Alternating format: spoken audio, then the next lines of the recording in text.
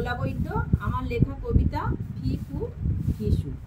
রাজপেয়াদা বলল এসে পুড়ে আছে ভরে দেশে, কথা শুনে রাজামশাই বলল হেসে খবর খাসাই, আনো ধরে ঘোষণা করে, আসলে অনেক টাকা পাবে, না এলে অনেক ধমক খাবে। আসলো অনেক লাইন ঠেলে, এমন সুযোগ কপালেই মেলে, ব্যবস্থা করো নামা খাওয়ার, বিছানা করো শুয়ে পড়ার, হল ঘরে ওই ব্যবস্থা আছে, আরামে সব ঘুম দিচ্ছে।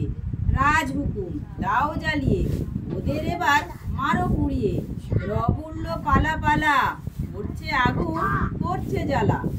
ওই বেটা ওই বড়ই কুড়ে, একটু আধটু নড়ে চড়ে, করবে না ওরা সময় নষ্ট, বুঝিয়ে দিতে কথা স্পষ্ট। একজন বলে পিপু, অন্যটা বলে ফিসু।